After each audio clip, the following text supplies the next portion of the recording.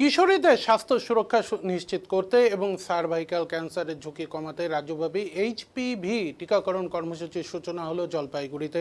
ভারত সরকার ও পশ্চিমবঙ্গ সরকারের যৌথ উদ্যোগে শুরু হওয়া এই কর্মসূচির আনুষ্ঠানিক উদ্বোধন করা হয় শনিবার জলপাইগুড়ি জেলা হাসপাতালে। জেলা স্বাস্থ্য দপ্তরের তত্ত্বাবধানে পরিচালিত এই কর্মসূচির মূল লক্ষ্য হল 14 বছর বয়সী কিশোরীদের এইচপিভি টিকার আওতায় আনা, যাতে ভবিষ্যতে সার্ভিক্যাল ক্যান্সারের ঝুঁকি উল্লেখযোগ্যভাবে হ্রাস পায়। স্বাস্থ্য বিশেষজ্ঞদের মতে এইচপিভি সংক্রমণ সার্ভিক্যাল ক্যান্সারের অন্যতম প্রধান কারণ। সময় মতো এইচপিভি টিকা গ্রহণ করলে এই ক্যান্সার প্রতিরোধে কার্যকর সুরক্ষা পাওয়া সম্ভব।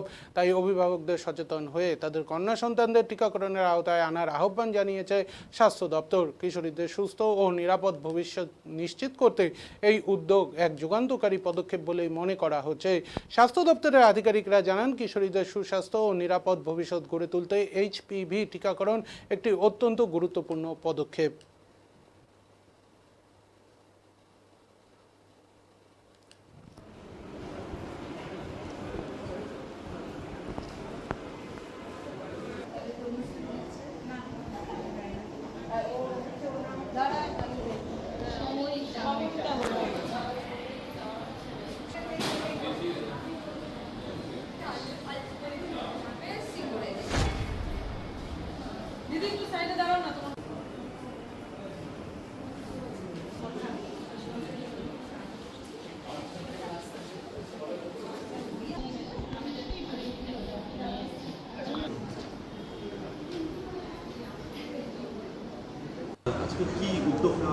আজকে আমাদের জলপাইগুড়ি জেলায় আমরা হিউম্যান প্যাপিলোমা ভাইরাস এর যে ভ্যাকসিন সেটা প্রথম চালু করলাম এবং এটা আমাদের জলপাইগুড়ি জেলা জুড়ে 10টা সেন্টারে দেয়া হবে।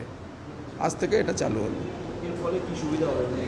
এর ফলে আমাদের জরায়ুর ক্যান্সার থেকে মেয়েদেরকে আমরা রক্ষা করতে পারবো।